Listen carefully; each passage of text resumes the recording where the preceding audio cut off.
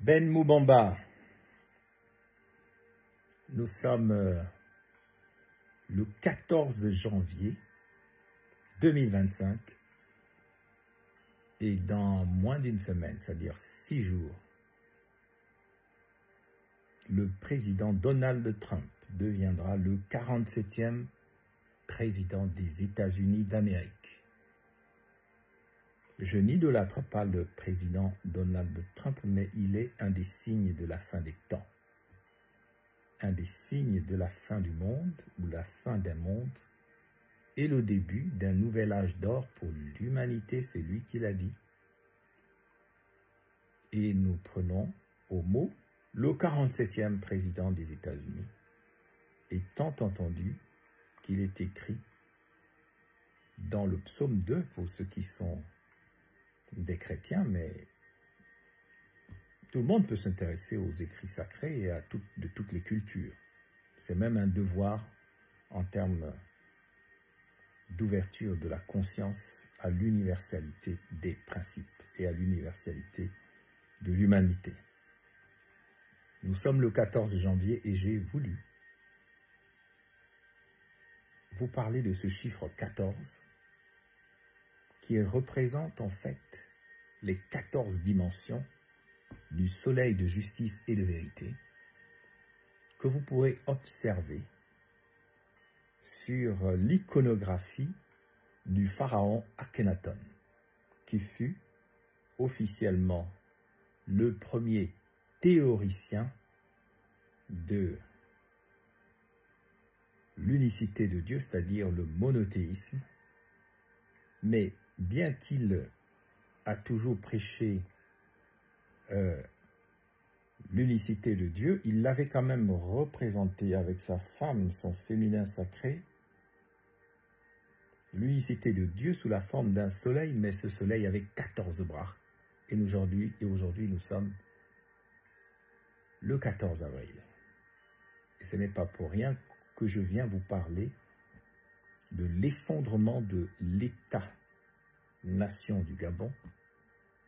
Cet effondrement qu'il faut surveiller de près et qui se matérialise en ce moment au Gabon par une crise politique, une crise économique, une crise sociale, une crise culturelle, une crise militaire, une crise spirituelle, une multiplicité de crises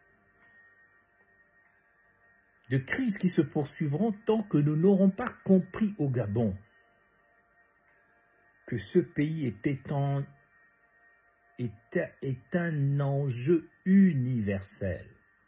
Et nous avons la responsabilité, nous qui vivons dans ce pays, d'arrêter de nous comporter comme des démons, comme des gens qui ne pensent qu'à eux, qui ne pensent qu'à leur petite jouissance personnelle et qui ne veulent pas engager le Gabon sur la voie de son destin. Parce que chacun veut servir ses propres intérêts. Il nous manque au Gabon la vision. Qu'est-ce que le Gabon? Si on devait demander à tous ceux qui ont dirigé ce pays et qui ont animé ce pays depuis des décennies, voire des siècles, mais qu'est-ce que pour vous le Gabon?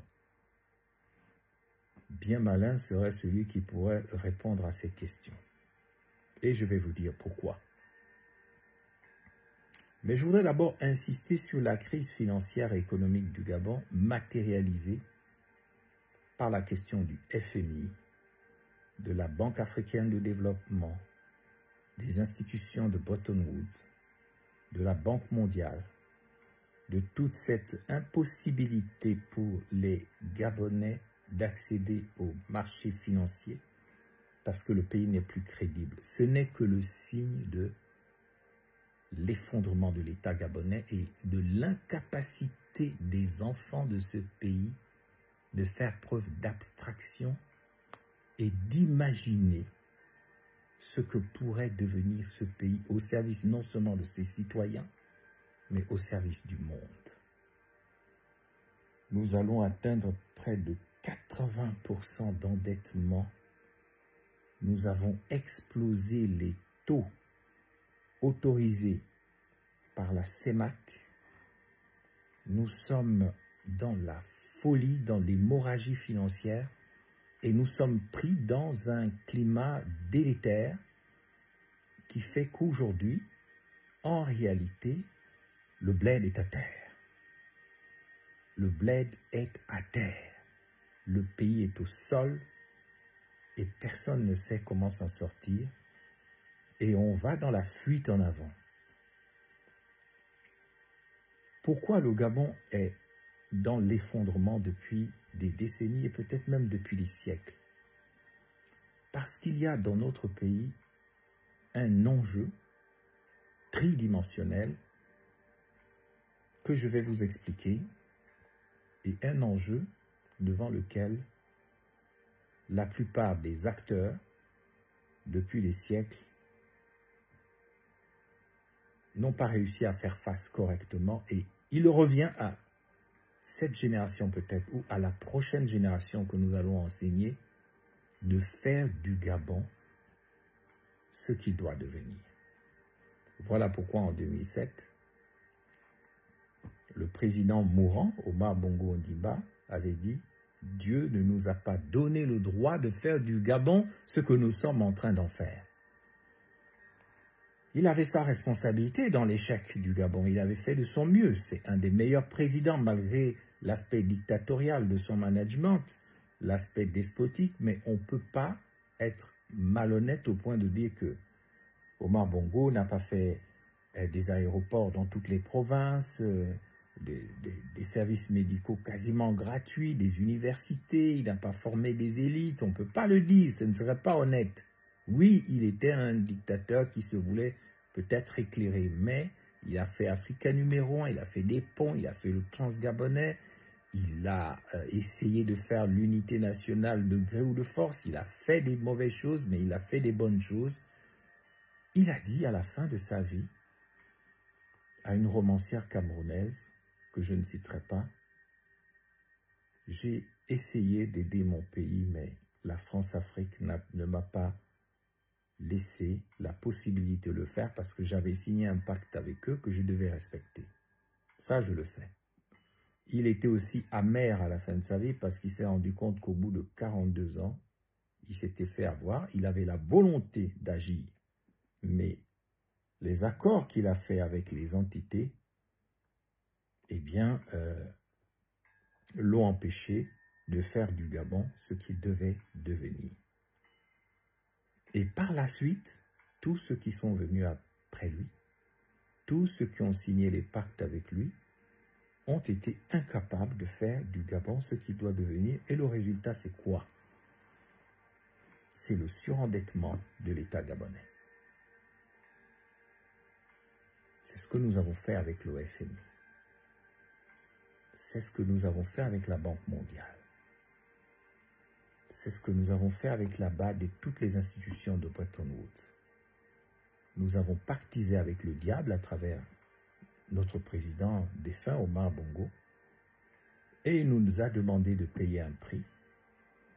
Et ce prix est lourd, pas seulement pour leur génération, qui est citée dans le psaume 95 ou 94 selon les traductions. À un moment, celui qui écrit le psaume dit, je dis par mémoire comme ça, pendant 40 ans, cette génération m'a déçu. Vous pouvez entendre 42 ans. Pendant 40 ans, à la fin du psaume 94 ou 95, pendant 40 ans, cette génération m'a déçu. Et pourtant, ils avaient vu mes exploits. Ils avaient vu tous les dons que j'ai accordés au Gabon, toute cette richesse, toutes ces eaux potables, toute cette forêt vierge, toutes ces uraniums, ces manganèses, ces poissons, ces or, ces diamants, ces terres rares, ce haut Congo qu'on appelle le Gabon, qui forme l'entité du royaume du Congo sur le plan spirituel, avec d'autres pays. Ils avaient vu mes exploits et pourtant ils se sont endurcis. Ils n'ont pas fait ce que je voulais. C'est pourquoi, dit le psaume, j'ai juré dans ma colère. Jamais ils n'entreront dans mon repos. Jamais. Jamais. Tous ceux qui ont fait les 42 ans ne verront le Gabon d'après. La terre promise du Gabon d'après. Parce que le Gabon, c'est la terre promise du monde entier. Le Gabon est le symbole de la terre promise, c'est le symbole du jardin jadis perdu, le jardin d'Éden. C'est le paradis enseveli par les entités militarisées de la terreur, enseveli par les démons. Et c'est pour cela qu'en 2007, avant de mourir, Omar Bongo a dit « Dieu ne nous a pas donné le droit » parce qu'il a réalisé, parce que quand tu réalises, tu es sauvé. Dieu ne nous a pas donné le droit de faire du Gabon ce que nous en avons fait ou ce que nous sommes en train d'en faire. Et le problème, c'est que le pouvoir actuel du Gabon, le pouvoir militarisé, continue de faire du Gabon ce qu'on ne doit pas en faire. Ce qui fait que le Gabon reste un paradis enseveli, un jardin clôturé, une terre promise inaccessible. Et la crise financière, le surendettement de l'État, l'effondrement des valeurs, la disparition de la crédibilité de notre pays au plan international n'est que le produit de cette incapacité qu'ont les élites, entre guillemets, de faire du Gabon ce qu'il doit devenir. Et pour que le Gabon devienne ce qu'il doit devenir, il faut des élites compatibles avec cette mission. Je l'ai expliqué déjà, des élites qui sont des créateurs, des entrepreneurs, des refuseurs, c'est-à-dire des dissidents contre tout système de mal et d'ignorance, et enfin des voyageurs spatio-temporels, c'est-à-dire des gens qui maîtrisent l'espace du Gabon et l'espace du monde, des gens qui connaissent la mémoire de notre histoire sur 100 000 ans en arrière et peut-être même 100 000 ans après nous. Si nous n'avons pas ces 4 cavaliers de la Providence et non de l'Apocalypse, qu'est-ce que nous aurons?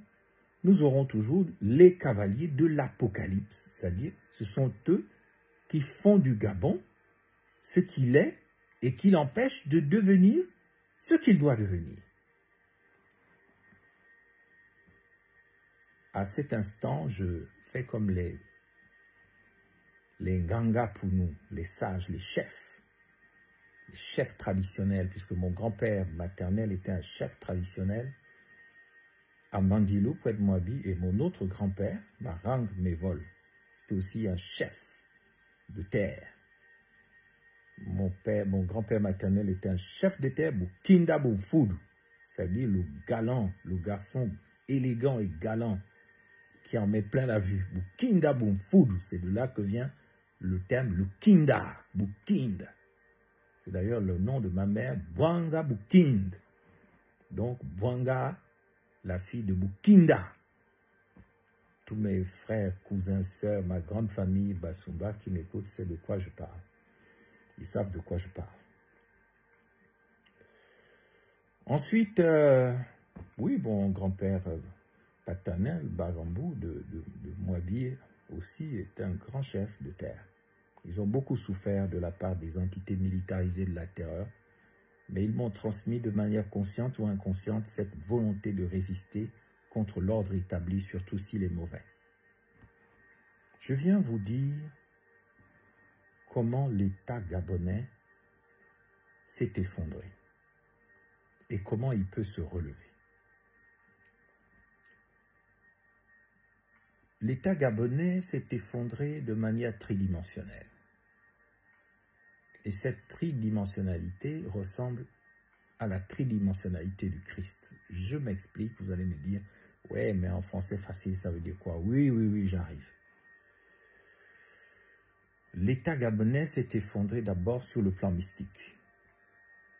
Ensuite, il s'est effondré sur le plan intellectuel. Et enfin, il s'est effondré sur le plan politique et donc organisationnel, parce que tout ce qui est mystique est spirituel. Tout ce qui est métaphysique est intellectuel. Et tout ce qui est politique est organisationnel. Je vais commencer par l'effondrement politique et donc organisationnel dans le flou-flou que nous connaissons aujourd'hui, c'est-à-dire l'effondrement des finances de l'État, le surendettement total et permanent, le désordre, le chaos financier, l'incapacité de faire du Gabon ce qu'il doit devenir au plan politique et donc organisationnel. Je dirai un mot ensuite sur l'effondrement métaphysique, c'est-à-dire intellectuel, et enfin, j'expliquerai en quoi consiste l'effondrement mystique et donc l'effondrement spirituel. Et en parlant de ces trois niveaux d'effondrement, je ferai le parallèle avec la figure du Christ et peut-être avec la figure de certaines mythologies, comme les mythologies, les histoires de nos ancêtres, les anciens Égyptiens. Et avant d'entamer la partie de l'effondrement politique et donc organisationnel, je me souviens encore que chez les Pounou, quand le Nzondi va parler, il doit d'abord chanter. Voilà pourquoi je chante en Pounou.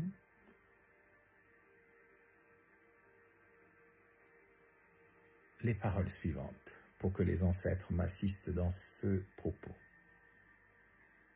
Ngang madwa malumba, ngang madwa malumba, lukebene ngang madwa malumba. Yelele ngang madwa malumba, lukebene ngang madwa malumba.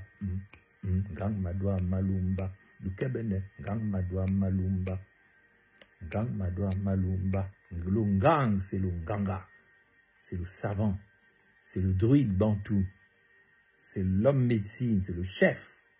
Quand il porte la ceinture de chef autour de ses hanches et qui va danser, et qui va montrer sa puissance, et les gens, toute l'assemblée chante en tapant des mains. Attention, le nganga a porté les malumba. Et on dit, ngang madwa malumba, ngang madwa malumba, ngang madwa malumba. Ngang madwa malumba. Et les femmes chantent Yelele ngang madwa malumba du Kabene. Et tout le monde reprend Ngang madwa malumba. Le nganga va porter les malumba. Ngang madwa malumba du Kabene. Ngang madwa malumba. Ngang madwa malumba. Eh oui, c'est ça nos villages. Si le pays s'est effondré, c'est parce que nous avons perdu les vraies valeurs. Les valeurs traditionnelles, pas les valeurs de la sorcellerie, les valeurs de la magie noire, le cultisme, la jalousie, la tuerie, les crimes rituels, c'est pas ça. C'est les valeurs de la sagesse, quand nos villages et nos civilisations étaient gouvernés par la sagesse, la sapiocratie, l'autorité des sages. Donc, l'effondrement de l'État gabonais sur le plan politique et donc organisationnel, je l'ai vu de mes yeux, à partir de 2007, lorsque je me suis intéressé au dossier des biens mal acquis. J'ai assisté la société civile dans ce dossier et c'est à Paris que je me suis rendu compte que le Gabon était ciblé par ce qu'on appelle les fonds vautours internationaux. Les fonds vautours. Ils étaient allés déterrer un dossier qu'on appelle, une convention qu'on appelle la convention de Mérida ou Mériba, qui a été signée en Espagne, qui a fait de la restitution des biens mal acquis un des principes du droit international. Moi, je suis venu mélanger ma bouche là-dedans parce que j'étais un peu déçu de voir que les forces vives de la nation n'arrivaient pas à contester l'effondrement de l'État au Gabon, le dépouillement de l'État, parce que vous savez qu'Omar Bongo, aussitôt qu'on a fait la conférence de la Baule avec François Mitterrand, avant les années 80, à la fin des années 80, à la faveur de la chute du mur de Berlin, de la libération des pays de l'Est, Omar Bongo a dit il faut faire la démocratie. Bon, on a fait la conférence nationale, Rinjambe est mort, les élites, certaines élites comme Baobab sont rentrées d'exil, se sont associées au pouvoir, et bizarrement, on a commencé à voir l'effondrement de l'État gabonais, la fermeture des services publics. Tout de suite, on a nommé des premiers ministres, Casimiro Yemba et Yegendon, qui ont mené le libéralisme au Gabon, l'hypercapitalisme. Les soins de santé qui étaient quasiment gratuits, on a fait le secteur privé, on a ouvert des cliniques privées, on a laissé mourir les gens parce qu'ils ne pouvaient plus payer. On a fermé les services publics, on a fermé tout ce qui était assistance sociale. On a emmené les doctrines hyper libérales au Gabon et c'est avec les gouvernements Oyemba et Yegendon, contre qui moi je n'ai rien de personnel, mais les faits sont là. Ils ont tué l'État-providence au Gabon. Avant, sous la dictature, le parti unique, on avait au Gabon ce qu'on appelait un État-providence. On donnait les bourses, on formait les gens, on essayait de faire des médias, des services sociaux, des bus quasiment gratuits, Sotraville. C'était pas le paradis, mais c'était mieux que maintenant. C'était en fait l'État-providence avec cette volonté de faire de l'État une sorte de vache nourricière qui permet aux gens de freiner la mortalité des enfants, la mortalité des mamans, la population augmentée, et on surveillait un peu les pressions migratoires. Et Omar Bongo faisait des erreurs, nous aussi, sous le parti unique, la répression, l'attaque des pays voisins, le Nigeria, le Bénin, mais le pays avait une influence géopolitique impressionnante pour un pays de cette taille. On avait un président qui avait beaucoup de défauts, mais il y avait quand même beaucoup de qualités, c'est un devoir de le dire. Donc, ce qui se passe sur le plan politique, c'est que à partir des années démocratiques, 90, le pays va commencer à s'effondrer à cause des doctrines libérales, thatchériennes, néoconservatrices, Reagan, tout ce qui est État-providence est vu d'un mauvais œil, et puis on ferme tout, et puis on fait du privé, tout est privé. On n'a rien contre le privé, mais l'État s'est désengagé et surtout a cessé d'être la structure qui protège les bons, les mauvais, qui est en fait l'instrument de contrôle dans le cadre d'une politique qui se veut au service des citoyens. On a fermé Air Gabon, on a tout fermé, et c'était là le résultat finalement de la fin de l'État-providence, avec toujours les membres du parti au pouvoir qui sont devenus des libéraux et qui ont tout détruit avec ce qu'on appelle les plans d'ajustement structurel. C'est la première étape de l'effondrement politique et organisationnel de l'État gabonais. Sur ce, Omar Bongo, qui n'est pas facile à manœuvrer, va tomber dans un piège avec les Américains de l'époque. Bien sûr, on fait les parcs nationaux, c'est très bien, l'IWAIC arrive, on préserve les parcs nationaux. Bon, en même temps, on ne sait pas trop ce qu'on veut en faire, mais il se trouve que dans cette perspective de l'effondrement politique, économique et organisationnel de l'État gabonais, on va se retrouver à la fin de sa vie avec une plainte contre les biens mal acquis où Marcona et Sangui, d'autres, Georges Grégory Ngouamita, et de loin moi-même, moi je n'étais pas au courant, mais derrière toute cette plainte contre les biens mal acquis, il y avait des intérêts américains qu'on appelait les George Soros, les fonds vautours, les trucs Carlyle qu'on a vu dans les machins à Salah, là, que Oli Nguema a soi-disant acheté, mais en fait, il a acheté les dettes toxiques, hein, il a financé des choses qu'il n'avait pas fait, il a ruiné le pays en l'endettant davantage pour des dettes toxiques de Carlyle, mais Carlyle, Goldman Sachs, qui a la banque Goldman, et vous savez qu'un des membres de la société civile a eu le prix Goldman, vous savez qui est Georges Soros, William Bourdon à Paris, toutes ces choses. Il y avait tout un plan des fonds vautours qui consistait finalement à faire pression sur les présidents africains. On peut en penser ce qu'on veut, dictateurs, despotes ou quoi, mais ils ont été pris là-dedans. Omar Bongo, Obiang Nguema, Sassou Nguesso, mais celui qui était vraiment la cible prioritaire, c'était Omar Bongo. Et donc, là, on se rend compte que les gens cherchent quelque chose au Gabon. Mais quoi? Quand on se rend compte de ça, des gens comme moi, on se retire des biens mal acquis et on est en contact avec des diplomates qui nous disent, écoutez, laissez un peu la société civile. Si vous pouvez peser sur les événements de votre pays, essayez de faire de la politique dans le bon sens, non pas pour vous enrichir, non pas pour voler, mais pour essayer d'impacter sur l'avenir de votre pays, non plus à travers la société civile, mais à travers la politique. Voilà comment votre modeste frère, Ben Moubamba, Imhotep, j'organise le forum de Reims avec l'appui de mes amis français, de la famille et tout, donc le 4 avril 2009, 2 mois avant la mort d'Omar Bongo, forum à Reims. Et là, c'est la mise en orbite politique de Ben Moubamba en présence plein de Gabonais, diaspora, panafricanistes. Nous nous retrouvons au palais de conférence de la ville de Reims en France, où nous lançons en fait un appel à la France en présence des membres du gouvernement Fillon, mais on ne sera pas écouté. Il va se passer ce qui va se passer au fur et à mesure dans cet effondrement politique et organisationnel du Gabon.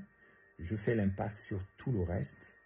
On se retrouve en 2016 lorsque je suis candidat à l'élection présidentielle pour la 2e fois. Je vais me retrouver au gouvernement Issou Zengondé. Je ne vais pas entrer dans les détails, mais c'est un choix que j'ai fait parce que je voulais voir ce qui se passait dedans. Je ne pouvais pas passer ma vie à être juste un activiste, à regarder les choses de loin, sans connaître le comment du pourquoi. Je suis allé voir, sans aucune intention de m'enrichir, ni de voler l'État, mais avec mes valeurs, je suis entré au sein du gouvernement comme un agneau qui rentre dans la tanière des loups, qui rentre au pays des panthères. Et c'est pour ça que dès le départ, j'ai déclaré « Je suis un agneau de Moabi, mais ma chair n'est pas sucrée. » Quand je suis rentré au premier conseil des ministres, il fallait voir la haine des gens du PDG qui me regardaient. Si les regards pouvaient tuer, je serais mort sur le champ. Dès le départ, on m'a détesté à mort. On a cherché un moyen de m'empêcher de travailler. On était dans l'effondrement de l'État gabonais lorsque, un jour, je vois apparaître le projet du plan de relance économique du pays, qui était basé sur l'endettement. Et un jour, Noël Mbumba, ministre délégué à l'économie, vient me voir et me dit « Monsieur le vice-premier ministre, vraiment, ce plan de relance économique est très dangereux pour le Gabon. » Est-ce qu'il me tendait un piège? Est-ce qu'il était sincère? Je ne sais pas. Il me dit « Moi, je n'ai pas le courage de dénoncer ça, mais il faut que vous puissiez le dénoncer auprès du président Ali Bongo parce que ça va nous emmener dans le mur. Voilà comment on peut sauver le pays économiquement. Je ne vais pas entrer dans les détails, j'ai toute l'expertise sans endetter l'État. Eh bien, moi j'en avais déjà fait l'expérience puisque j'avais le projet du nouvel ordre urbanistique et j'avais trouvé des investisseurs dans le monde entier qui pouvaient construire 10 000 logements par an sans endetter l'État. Et donc, on pouvait, notamment dans les questions concernant l'élargissement de l'assiette fiscale, hein, les impôts, il y a plein de gens qui ne payent pas d'impôts, dans ce qu'on appelle aussi les caisses du pétrole. Il y a beaucoup de choses qu'on peut faire pour que le Gabon ne soit plus endetté. Noël Mbomba, ministre de l'économie, ministre délégué, n'avait pas le courage d'aller voir Ali Bongo et de lui dire que le chemin qu'on prend vers la dette est mauvais. Voilà comment on peut faire pour sauver le pays, pour qu'on ne se retrouve pas demain à vendre le pays au fonds vautour, aux étrangers qui vont venir s'emparer de toutes nos matières premières parce qu'on ne peut pas payer la dette. Alors je suis allé voir Nelson Mason, chef du protocole, actuel ambassadeur aux États-Unis. Je lui ai présenté la situation. Il m'a dit, bon d'accord, on va voir avec le président, le Premier ministre, mais en réalité, en présentant tous mes projets et en présentant le nouvel ordre urbanistique ou le blocage de l'hyper-endettement, vu comment les gens du pouvoir ont réagi, j'ai compris que ces gens-là n'ont jamais voulu le bien du Gabon. Et vous comprendrez pourquoi dans leurs accords mystico-bizarroïdes. Si quelqu'un veut faire du bien au Gabon, il devait mourir, il devait avoir toute sa vie détruite. Et c'était ça les accords. Et moi, je ne connaissais pas ces accords. Donc, j'ai présenté le projet. Et immédiatement,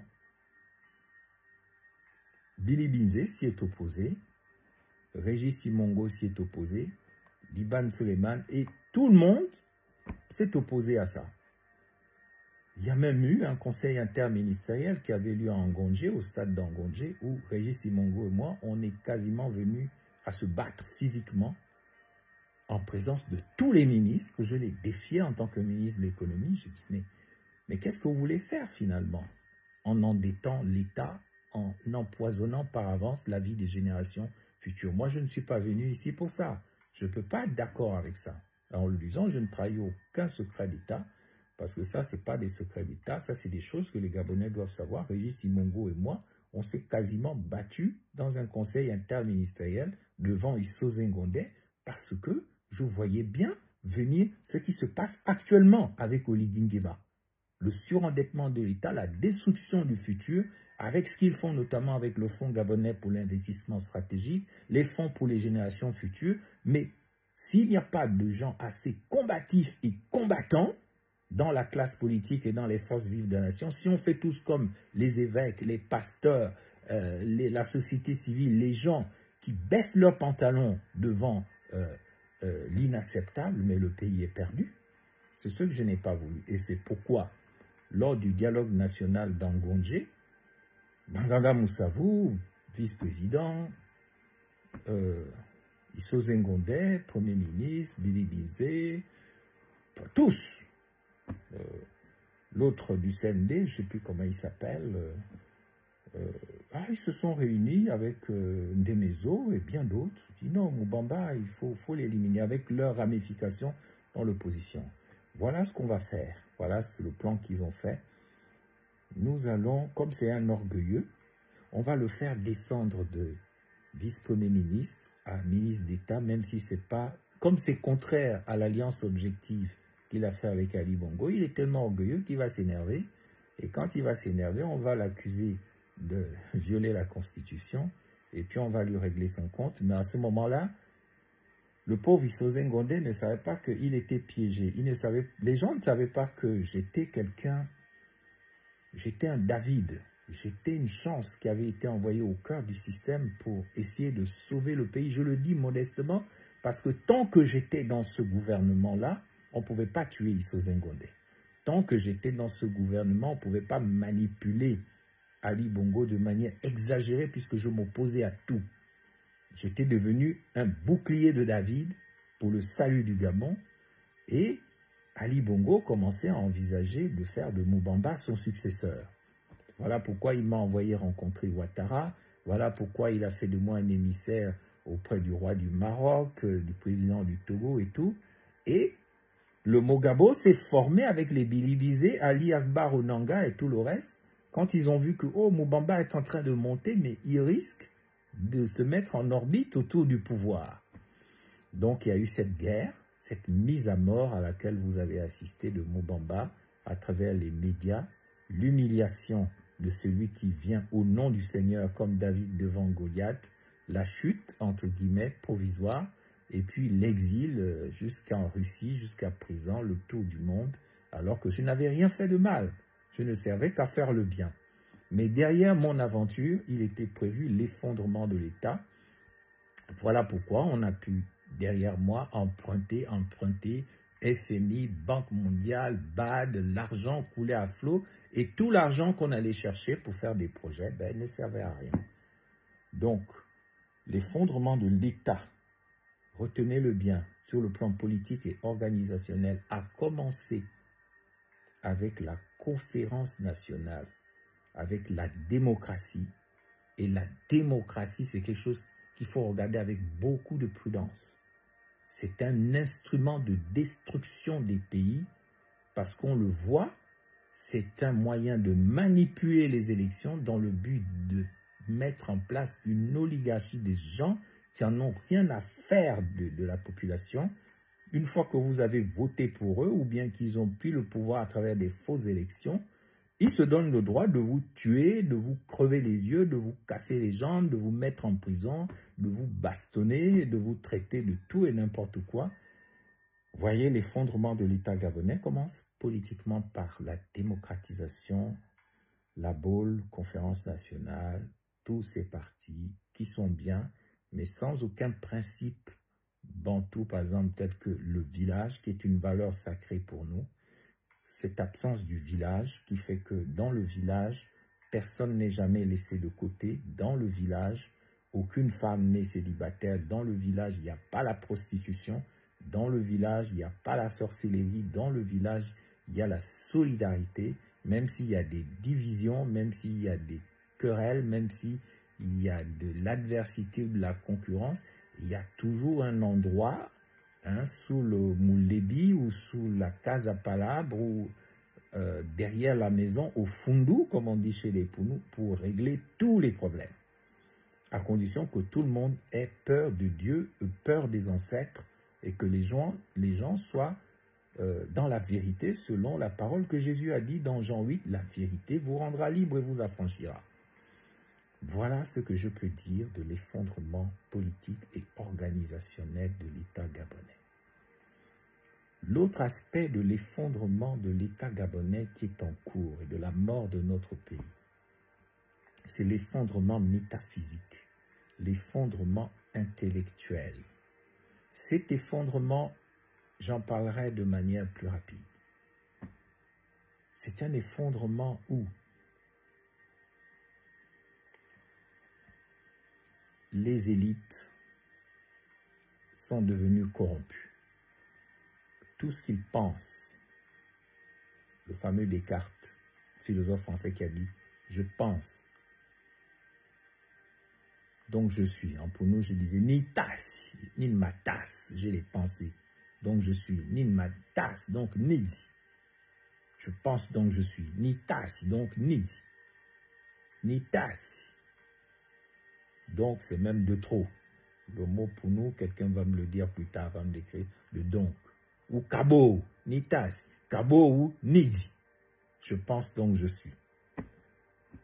Et donc, en fait, c'est mon père qui m'a expliqué en quoi consiste l'effondrement métaphysique et intellectuel du Gabon. C'est que les élites sont devenues des pédants. C'est-à-dire des gens qui sont comme des perroquets, qui répètent des phrases qu'ils ont lues dans la Bible, dans les livres, ils ont fait des études, ils ont des doctorats, ils ont des agrégations, ils ont des diplômes achetés, et ils pensent que parce qu'ils ont des diplômes, donc ils sont des connaissants ou des connaisseurs. Ils devraient connaître la parole de Thomas d'Aquin, le théologien catholique, qui a dit dans sa prière avant les études, « Seigneur, délivre-moi de la double obscurité dans laquelle je suis né, celle du mal et celle de l'ignorance. » Et donc, les intellectuels gabonais, l'élite métaphysique, qui n'a pas fait ce qu'on appelle la rupture épistémologique avec les entités de la terreur, avec les démons qui ont envahi notre terre, la terre promise, ont du mal à expliquer que la terre gabonaise est sacrée, c'est la vraie Sion, comme il est dit dans le psaume 86 ou 85. Sion, chaque homme l'appelle ma mère, car en elle tout homme est né. Sion ou Gabon, chaque homme l'appelle ma mère, car en elle tout homme est né.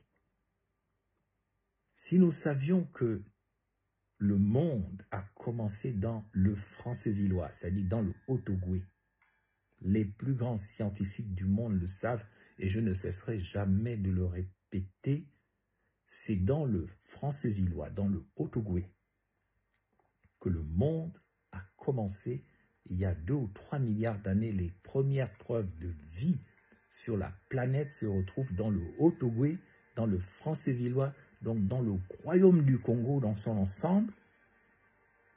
Si nous savions la valeur de notre terre, alors on n'aurait jamais insulté les gens de villageois. Alors jamais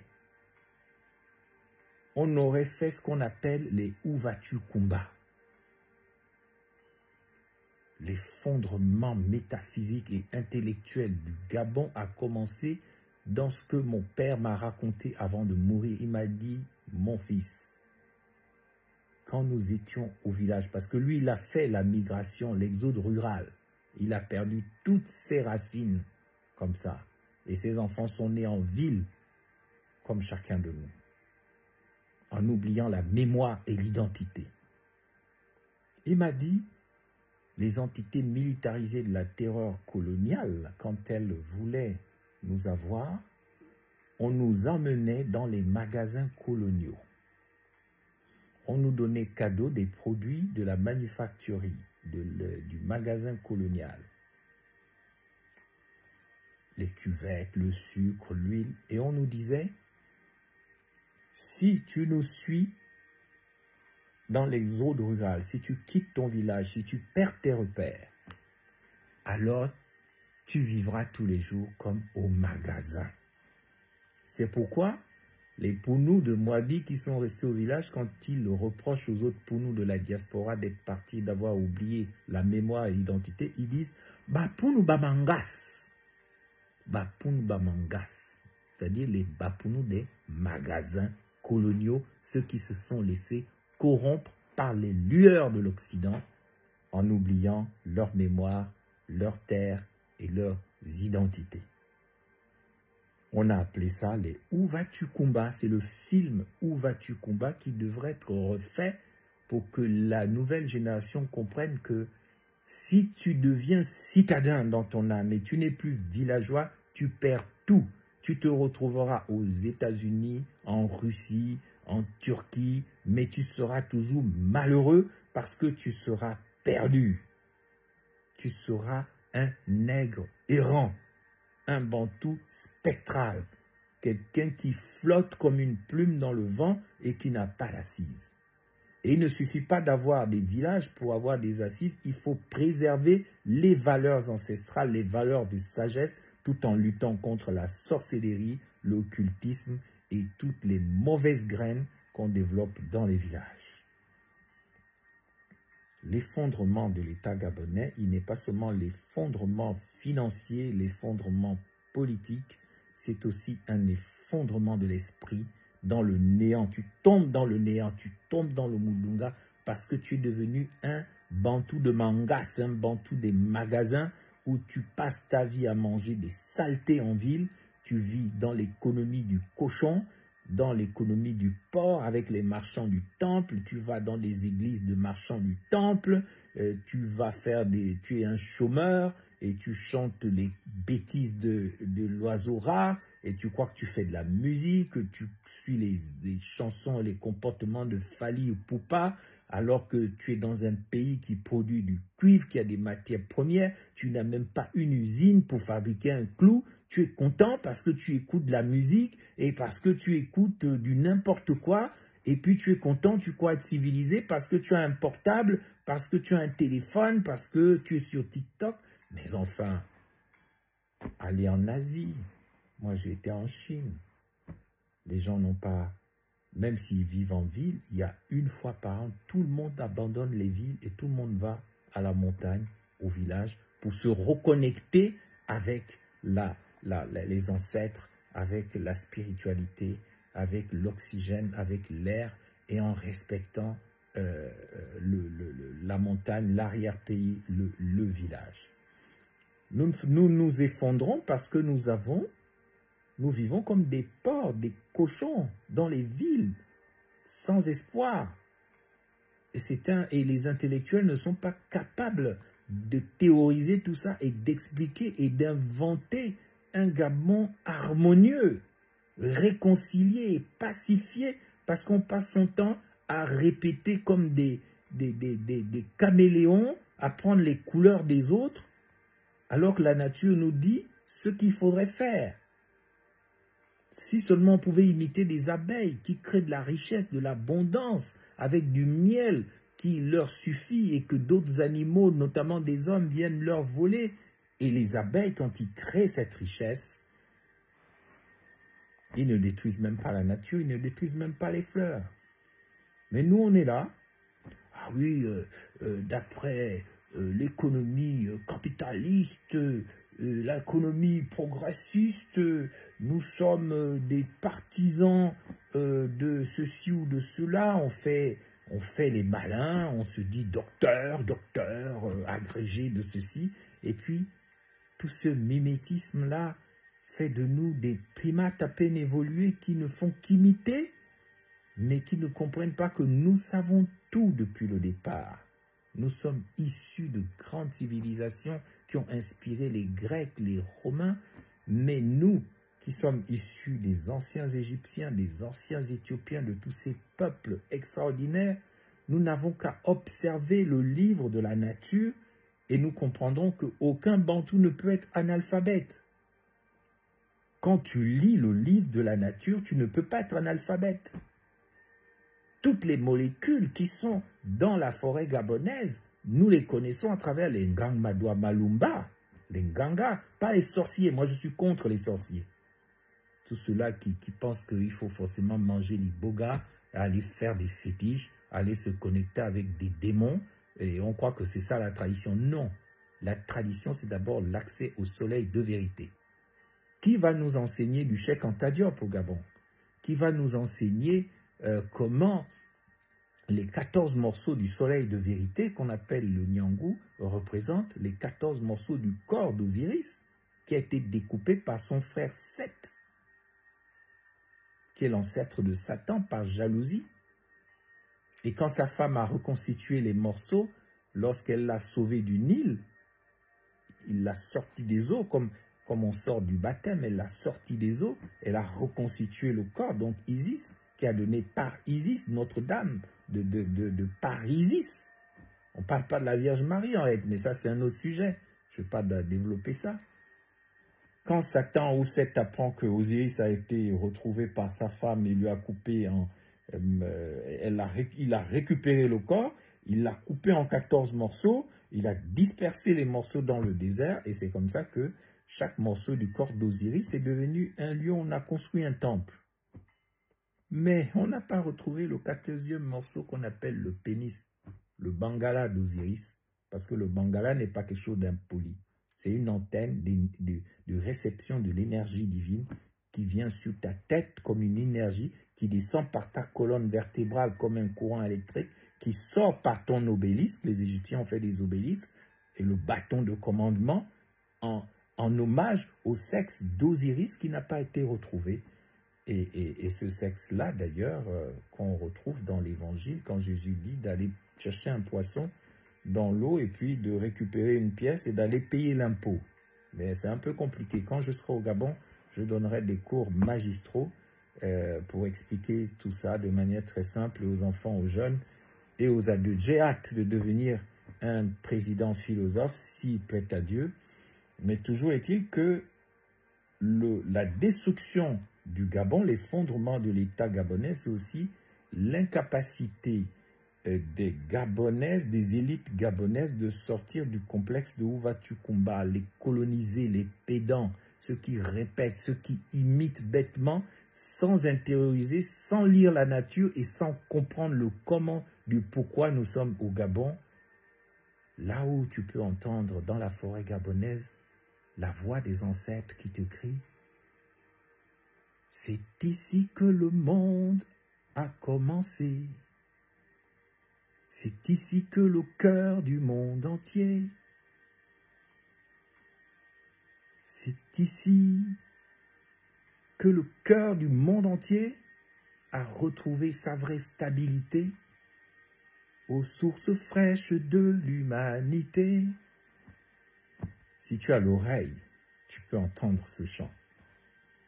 Mais si tu es pris dans les coupés décalés, dans les bêtises des villes de Machibichos, de Nkembo, de Kingele, et tu ne veux pas retrouver l'oxygène, la beauté, les belles choses, tu ne peux pas t'en sortir. Parce que Jésus a une dimension politique. On le voit lorsqu'il fait dans son procès avec Pilate, les Romains, on lui dit, voici l'homme, c'est lui le prototype de l'humanité, c'est de lui dont il faut s'inspirer pour mieux s'organiser. Il a multiplié, il a fait la multiplication des pains, c'est très concret. Il a changé l'eau en vin, il a eu un discours pour organiser les gens, il a enseigné. Et puis il est aussi un intellectuel, il a enseigné souvent en parabole, il a montré aux gens qu'on peut sortir de l'ignorance, des ténèbres de l'ignorance, on peut sortir des ténèbres du mal qui est en nous, et l'ignorance qui est aussi en nous. C'est pas en répétant comme des perroquets, comme des Ouvatumba qu'on sait, mais c'est en devenant des vrais sages, des vrais savants, connaisseurs des mystères de la science, les mystères de la science dont parle Paul. Quand j'aurai le don de prophétie, quand j'aurai la connaissance des mystères et de la science, s'il me manque l'amour, je ne sers à rien. Vous trouverez les références de ça. Donc, mes chers compatriotes, l'effondrement de l'État gabonais est aussi métaphysique, intellectuel, parce qu'il y a trop de pédants, trop de Ouvatumba, des gens trop orgueilleux qui ne veulent pas s'asseoir à la table des ancêtres pour dire « Nous sommes avant tout des frères, des sœurs, qu'est-ce qu'on fait pour sauver le village ?» Mais non, forcément, c'est moi, c'est moi, c'est moi, c'est moi. L'égocentrisme est très développé. Et nous sommes comme des Ngoulous, comme des Kassongo, mais en réalité des Ngoulous, on est dans la boue, on est dans la merde en tant que Ouvatumba, on a grandi dans des conditions pas possibles, dans l'économie des porcs, dans les marchands du temple, et puis on est là comme des porcs, et les porcs, ils ne savent que détruire. Donc nous devons sortir de cette économie du porc, de cette réalité des marchands du temple, de ces Ouvatumba, de ce pédantisme, et retrouver la nature, retrouver l'oxygène, retrouver notre pays dans ce qu'il est vraiment un monde extraordinaire, un paradis enseveli, un monde perdu, chanté même dans nos enfances, dans des dessins animés qu'on nous chantait, on pensait que ça parlait des Blancs, mais ça parlait de nous. Quand on était petits, on nous mettait des dessins animés. Enfant du soleil, tu parcours toute la terre, cherche ton chemin, c'est ta vie, c'est ton destin. Oh, oh, oh, oh, Esteban Dia, à nous les cités d'or. Mais les cités d'or sont au Gabon, mon Dieu. Les cités d'or sont dans le Gouévindo. Les cités d'or sont dans la Nyanga, sont au nord, au sud, à l'est, à l'ouest. Cherche et tu trouveras. À nous les cités d'or. On chantait ça comme ça. Et on ne savait pas que chaque fois qu'on regardait les films des cow-boys et que les cow-boys étaient les gentils et qui tuaient les méchants indiens, c'est nous les Indiens qu'on tuait et on donnait notre consentement intellectuel au fait qu'on tue les Indiens et que les Indiens c'est des méchants parce qu'ils portent ce qu'on appelle en Égypte la plume de la vérité sur la tête. Ils étaient méchants tout simplement parce qu'ils avaient des plumes. Et nous on était là, oh Hakim Color, Tarzan, bien fait de bastonner les Noirs, tête vilaire. Oh, on a été conditionnés pour être des Dunguru, des idiots utiles. Il faut que ça cesse. Il faut qu'il y ait un enseignement métaphysique et intellectuel plus poussé au Gabon. Il me reste 5 minutes pour conclure sur l'effondrement mystique du Gabon, donc je vais aller très vite. L'effondrement mystique du Gabon est dû principalement à une chose. Ça s'appelle l'initiation. Oui, l'initiation. Dans le principe de l'initiation, une petite élite a accès aux entités. Par l'iboga, par l'accès à certains secrets de la science, des mystères et autres choses. Et ce principe de l'initiation, nous l'avons hérité de l'Égypte. Ce qui a fait tomber l'Égypte, c'est l'initiation. Tu ne pouvais pas accéder aux vérités des choses si tu n'étais pas initié dans un temple. Et l'Égypte avait plein de connaissances extraordinaires, mais qui n'ont jamais été rendues publiques. Et ce que les Grecs ont fait, c'est qu'ils ont fait semblant, comme certains Blancs qui viennent s'initier au Gabon, ils ont fait semblant de venir s'initier. Platon est venu en Égypte, il a passé 15 ans dans un temple égyptien. Pythagore, le mathématicien, ils ont tout pris, Homère. Et ils ont pris les histoires de l'Égypte, ils ont écrit l'Iliade et l'Odyssée. Ils ont pris les connaissances mathématiques et scientifiques de l'Égypte en faisant semblant de faire l'initiation. Ils ont fait les mathématiques. Pourquoi? Les Grecs ont eu l'intelligence de mettre sur la place publique qu'on appelle l'agora les connaissances. Comme aujourd'hui, on met les logiciels libres sur le marché. Quand tu découvres un logiciel, tu le mets à la portée de tout le monde et chacun peut le développer. Il n'y a pas l'amour du droit d'auteur. Il n'y a pas, on reste dans le secret entre nous, rosicruciens, francs-maçons et tout ça, machin, comme ça, les autres ne vont pas savoir. C'est nous qui connaissons. Il faut d'abord être ordonné prêtre, pasteur de ceci. Non, il faut d'abord être une élite mystique et mystérieuse. Non. L'effondrement de l'État gabonais, c'est l'excès d'initiation dans les ordres ésotériques. Franc-maçonnerie, Rose-Croix, les temples Banji, les Mbanja, les machins, tout ça. Et même dans les villages, on dit que les vieux qui meurent, c'est des bibliothèques qui brûlent. Donc, il n'y a pas de transmission de génération en génération de la connaissance. Les connaissances que nous apprenons de toutes les dimensions de la réalité, nous ne les partageons pas aux générations futures et donc chaque génération doit recommencer à chercher. Alors que nous savons que telle feuille guérit telle maladie, alors que nous savons que à tel endroit il y a des portails. Vous trouvez bizarre parfois que je parle des portails, mais c'est que vous ne savez pas, c'est que l'organisme scientifique en Europe qu'on appelle le CERN, qui a pour symbole une entité indienne qu'on appelle Shiva, le dieu du chaos.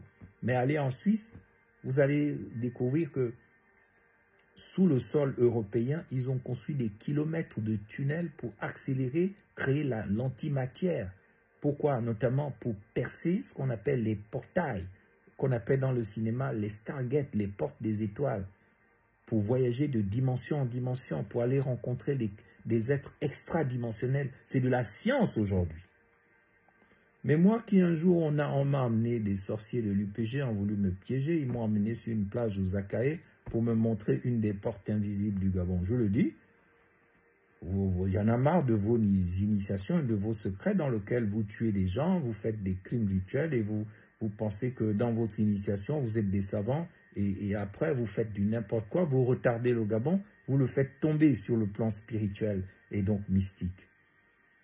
J'ai accompagné une fois un garçon de l'UPG qui m'a dit « je vais te montrer des gens ». Et puis il arrive à la mer, aux Akaé, là-bas, où il y a la porte des Anglais, qu'on appelle aussi la porte des Ozanguais. C'est là que les premiers Bantous, albinos et tous sont rentrés pour sortir en Angleterre.